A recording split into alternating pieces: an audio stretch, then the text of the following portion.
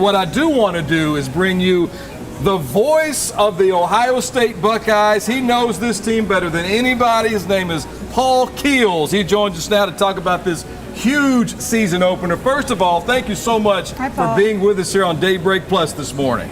My pleasure. Glad to do it. All right, Paul, what's the atmosphere like up there? You guys have played in big games forever. What's the atmosphere like for a season opener this big, Paul? It's a lot of excitement and anticipation, as you said, just for the start of the season, especially on the heels of having won a national championship last year. People get excited about tailgating, about walking around the campus, and then, of course, the football game is the topper. Add to the fact that you've got a program like Texas who comes in #1 in the nation with all of the star power that these teams have, even though they lost a lot of star power. So it's always an exciting time, but even more so for this game. Now, Paul, you mentioned the excitement. Obviously, to be a play-by-play announcer, you have a passion for football. You love it. How do you kind of keep yourself chill and composed when things are getting a little dramatic, things are amping up? What do you do to kind of just stay calm?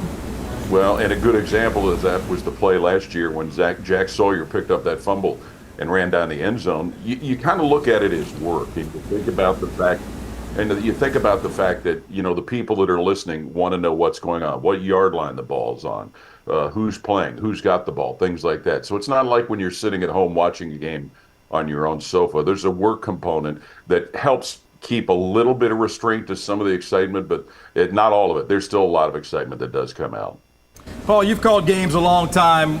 What is it about an early season matchup like this? Two top 3 teams starting off the season against one another. Do you like these kind of early season matchups like this? You know, it's not common. You know, 4 years ago, Ohio State opened at home with Notre Dame, but this has got a lot more bang to it. Yeah, I like it because it gives you another reason other than just the start of the season to be excited to see two teams that you don't normally see playing one another, even though these two teams did play back in January. So it is exciting. You know, next year to be different because the game in Austin will be in week 3, not in week 1. Coaches and players probably would like to have another game or two to ramp up for something like this, but it's exciting when you see it, and it gets people who can't wait for the start of college football just that much more giddy about having a matchup like this. What's the atmosphere like in Columbus leading up to the game? Like, what are you feeling? Is it palpable, that energy? It is. I mean, you start to see the flags going out on people's front porches. You start to see people hitting the stores, getting their tailgate supplies. You'll really notice that later today and early tomorrow morning when we start to make our way to the stadium, where people will have their grills going, they'll have their coolers filled up. It's something that even if you don't go to the game, it's exciting just to walk around and take it in. I know in 2005 when Texas was here last, there were thousands of Texas fans who didn't even go to the game, who just came to walk around and be part of it. There's so many people that will come down campus just to kind of soak it all in that won't even be in the stadium. So I'm sure it's the same way in Austin too, but it just is kind of exciting, and add to it that it's the start of the season, that just steps it up even a notch. Paul, there's not a lot of history between these two. A couple of home and homes, and then you got a couple of bowl games. Why do you think it is whenever blue bloods get together like this, Texas and Ohio State, why does it ramp everything up so much? Is it just the fact that these are two of college football's really most storied programs? I think that's it. I think the fact that they don't see one another that often, and it's kind of a surprise that they haven't played more than they have. You know, this is only going to be the third game on one of the two schools' campuses. And the last time they played, it was in Austin, where Ohio State was #1 and Texas was #2. So I think that adds to it that they don't see one another that much. But these are two very recognizable programs. You see them on TV a lot. You read about them a lot. Hopefully people listen on the radio a lot to them. So that's kind of what adds to it, that it's not somebody you see all the time. What's your preparation like going into it? Do you kind of practice like Arch Manning, throws the incredible pass? Like, what's your preparation like? Are you practicing saying Arch Manning over and over?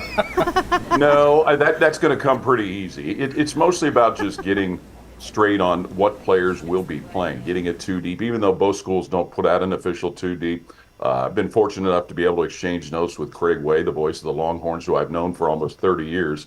And just being able to get game charts together, put stats on, go back to stats from when they played in January, getting background information on the players, looking at some of their bio stuff. It's a lot of it is like getting ready for a test in school. You're preparing a lot more stuff than you're ever really going to use, but you never know when you're going to need it.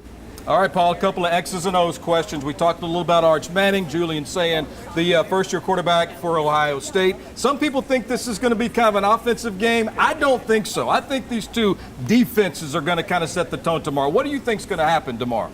I think these two defenses really have some key figures that can be a big part of this game. You know, Arch Manning's making his first start on the road. Julian Sand is making his first start ever. You know, whichever quarterback makes the fewest mistakes, whichever one keeps his team in the best position, probably has the best chance to win. But, you know, these are two teams that have incredible defensive players. When you think about Anthony Hill and Colin Simmons for Texas, and when you think about Sonny Styles and Caleb Downs for Ohio State. So, you know, the last game was really swung on a defensive play. It wouldn't be entirely surprising, even though there's so much talk about quarterbacks, that it's a big defensive play that decides this game.